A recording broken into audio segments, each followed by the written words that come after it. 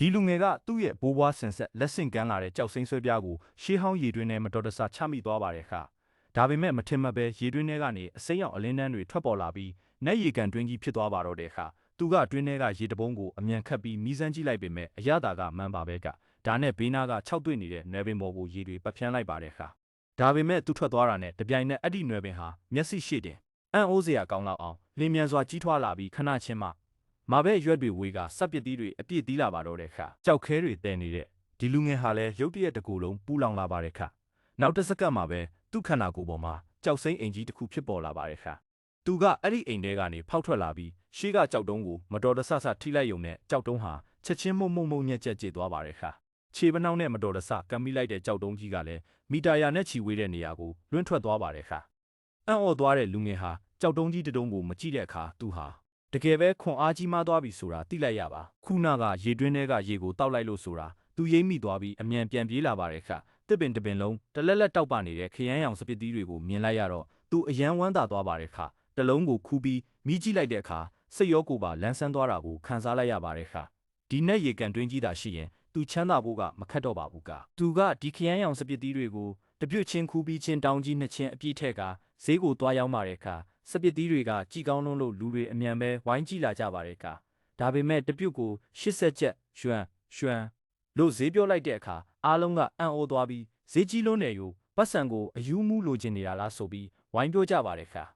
ဒါပေမဲ့သူကဂယုမဆိုင်ပဲတလုံးစီမီကြည့်ဖို့ပေးလိုက်ပြီးအရေးသွေးကပေးရတဲ့ဈေးနဲ့ထိုက်တန်တယ်လို့အာမခံလိုက်ပါတယ်ခရှေ့ကလူကြီးတယောက်ကသူပြောတာဟုတ်မဟုတ်သိရအောင်မီးကြည့်လိုက်ပါတယ်ခနောက်တစ်စက္ကန့်မှာပဲသူဟာအရင်ကမခံစားဘူးတဲ့ကောင်းမွန်တဲ့အရာကိုခံစားလိုက်ရပြီးနှစ်ရှည်လာများဖြစ်နေတဲ့ခါနာဝေဒနာတောင်ပျောက်ကင်းသွားပါတယ်ခါဒါနဲ့သူကငါးပြုတ်တောင်ဝယ်သွားပါတယ်ခါဘေးကဦးလေးကြီးကမယုံလို့မီးကြည့်လိုက်တဲ့အခါမှာလဲနက်ပြည်ရောက်သွားသလိုခံစားလိုက်ရပါတယ်ခါ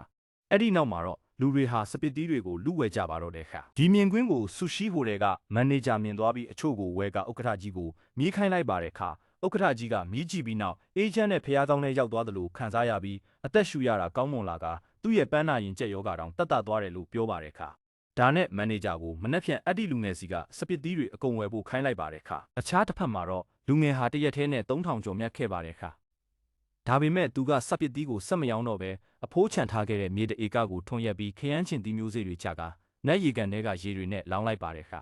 တနေ့လုံးအလုပ်လုပ်ထားလို့သူဟာအမြန်ပဲအိပ်ပျော်သွားပါတယ်ခါအဲ့ဒီအချိန်မှာခရမ်းချင်သီးမျိုးစေ့တွေဟာမြေကြီးထဲကပေါက်ထွက်လာပြီးလင်းမြန်စွာကြီးထွားကအသီးတွေအများကြီးတီးလာပါတယ်ခါနောက်တနေ့မနက်မှာတော့သူဟာမြင်ကွင်းကိုကြည့်ပြီးအံ့ဩသွားပါတယ်ခါခရမ်းချင်သီးတွေကတညလေးနဲ့မှဲ့နေပြီးအထွက်နှုံးကလည်းအံ့မခန်းပါပဲတာသူကအသီးတွေကိုအမြန်ခူးပြီးဈေးကိုတွားရောင်းပြန်ပါတယ်ခါဘေးကလူကတပိတ်တာ1ကီလိုကို2ကျပ်နဲ့ရောင်းနေပေမဲ့သူက20လို့ဈေးသက်မှတ်ပြီးဈေးမလျှော့ပေးပါဘူးကဘေးကလူကသူဈေးရောင်းမတတ်ဘူးလို့တလုံးတောင်ရောင်းရမှာမဟုတ်ဘူးလို့လှောင်ပြောင်းပါတယ်ခါဒါပေမဲ့သူပြောလို့မဆုံးသေးခင်မှာပဲဆူရှီဟိုတယ်မန်နေဂျာရောက်လာပြီးစပစ်သီးရှိသေးလားလို့မေးပါတယ်ခါလူငယ်ကဒီနေ့ခရမ်းချင်သီးပဲရှိတယ်လို့ပြောပါတယ်ခါမန်နေဂျာကတလုံးကိုမီးကြည့်လိုက်တဲ့အခါစပစ်သီးလိုပဲအရေးသွေးကောင်းတာကိုတွေ့သွားပြီးအကုန်ဝယ်မယ်လို့ပြောပါတယ်ခလူငယ်ကမြေတဧကမှာပိတ်တာ2000ကီလို1000လောက်ထွက်တယ်လို့ပြောတဲ့အခါမန်နေဂျာကချက်ချင်းပဲပတ်စံလွှဲပေးပြီးကားလွှတ်ပြီးလာတယ်မယ်လို့ပြောပါတယ်ခလူငယ်ဟာတရက်ထဲနဲ့4000လောက်မြတ်သွားပါတယ်ခဒါပေမဲ့သူဟင်းသီးဟင်းရွက်ရောင်းနေတဲ့ပုံကို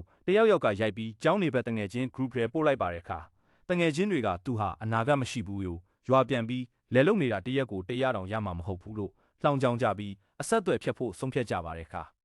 ဒါပေမဲ့ကျောင်းရဲ့အလှပိုးပြည့်ဖြစ်တဲ့စုလေးကတော့သူ့စီဖုန်းဆက်ပြီးသူ့ဦးလေးကဟိုတယ်ပိုင်ရှင်ဖြစ်လို့ပစ္စည်းတွေဝယ်ချင်တယ်လို့ပူပေါင်းဆောင်ရွက်ချင်တယ်လို့ပြောပါတယ်ခလူငယ်ကသူမဟာသူ့ကိုကူညီချင်လို့ဆိုတာသိပြီးမနှက်ဖြန်ဈေးမှာတွေ့ဖို့ချိန်လိုက်ပါတယ်ခနောက်တစ်နေ့မှာတော့လူငယ်ကသခွားသီးတွေစိုက်ထားပါတယ်ခသခွားသီးကစားလို့ကောင်းယုံတင်မကပဲအလှအပအတွက်လည်းကောင်းလို့တလုံးကို90လို့ဈေးသက်မှတ်ထားပါတယ်ခအဲ့ဒီအချိန်မှာစုလေးရောက်လာပါတယ်ခနှစ်ပေါင်းများစွာမတွေ့ရတဲ့သူတို့နှစ်ဦးဟာတဦးကိုတဦးလွမ်းနေကြပါတယ်ခဒါပေမဲ့စုလေးဟာတခွားသီးတလုံး90ဆိုတဲ့ဈေးကြောင့်လန့်သွားပါတယ်ခလူငယ်ကတလုံးကိုမြည်ကြည့်ဖို့ပေးလိုက်တဲ့အခါသူမဟာအံ့ဩသွားပြီးသူ့ဦးလေးအတွက်အကုန်ဝယ်မယ်လို့ပြောပါတယ်ခလူငယ်ကသူမဦးလေးရဲ့ဟိုတယ်ကဘလောက်တောင်ချမ်းသာလို့အကုန်ဝယ်နိုင်တာလဲလို့တွေးနေတော့မှာပဲဇိမ်ခံကားတစ်စီးဈေးတဲကိုမောင်းဝင်လာပါတယ်ခအဲ့ဒီကားပေါ်ကဆင်းလာတာကတော့ဆူရှီဟိုတယ်ရဲ့ပြိုင်ဘက်ရှန်ရှီဟိုတယ်ကလူတွေပါပဲခဆူရှီဟိုတယ်ကအကောင်စားခရမ်းချင်သီးတွေဝယ်ထားတယ်ဆိုတာကြားလို့သူတို့လည်းဒီပစ္စည်းတွေကိုလက်ဝါးကြီးအုပ်ဝယ်ယူဖို့အတွက်ဈေးကိုရောက်လာကြတာဖြစ်ပါတယ်ခ